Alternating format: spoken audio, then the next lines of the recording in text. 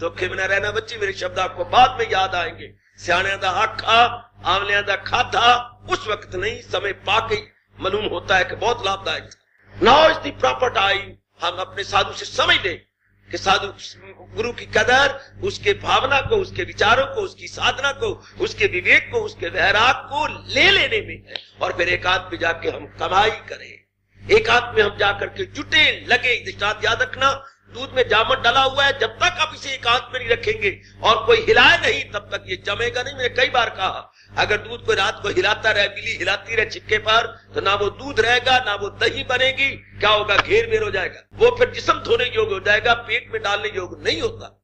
इस तरह अगर हमने जामुन डलवा लिया किसी महात्मा से, साधु से, और अपने मन को कल्पाते रहे, हिलाते रहे, विक्षेपता में पड़े, बेटे के कारण से, बेटी के कारण से, पत्नी के कारण से, पति के कारण से, कमाई के कारण से, सेहत के कारण से, समाज के कारण से और 3600 बखेड़ों के कारण से, मैं इलानिया कह रहा हूं भगवान जी के हाजिरी के अंदर हम भगवान तक नहीं पहुंच सकेंगे।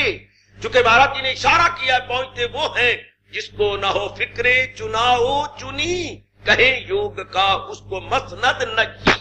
कितना क्लियर किया है हजूर ने, मैं क्यों ना आपको समझ बता दूं, क्यों ना भगवान जी की साक्षी देकर के आपके सामने रख डालूं। अर्जुन जिसको इधर उधर की कोई फिक्र नहीं है, न हो जिसको फिक्रे चुनाव चुनी, कहे योग का उसको मसनद नहीं।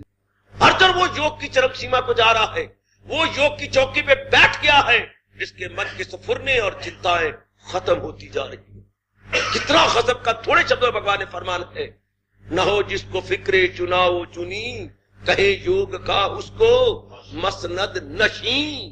क्या ऐसी अवस्था हमारी बन रही है? क्या मेरी माताएं इस अवस्था में जा रही हैं? नहीं, महिला बैठती हैं। क्यों फिर ऐसा? फिर गुरु की सेवा क्यों हुई? फिर सही रूप में गुरु की उपासना या आचार्य की उपासना तो कुछ समझे ना हम लोग, फिर सही रूप में कदर ही ना की। जिस मार्ग से वो बढ़ गया है, हम तो फिर शंटिंग कर रहे हैं। अब गाड़ी का रन थ्रू जाना कुछ और है, और ये सिग्नल से स्टेशन सिग्नल से ये शंटिंग करते रहना बिल्कुल ही कुछ और। तो आप लोग काफी, तो मेरे बच्चे शंटिंग करते जा रहे हैं। सत्संग टू घर, घर टू सत्संग, भवन भवन, शंटिंग शंटिंग शंटिंग शंटिंग। क्या यही शंटिंग रहेगी? मैं कभी रन थ्रू नहीं जाऊंगा। और जो रन थ्रू जा रही है वो है सही रूप में गुरु की कदर करने वाले, जो रन थ्रू भागते जा रहे हैं, दौड़ते जा रहे हैं, जिनका अभ्यास बनता जा रहा है, जिनका मन टिकता जा रहा है, इन बखेड़ों से अपने मन को उपराम रखते जा रहे हैं, उन्हीं की वृत्ति रूपी गाड़ी रन थ्रू जाएगी ना।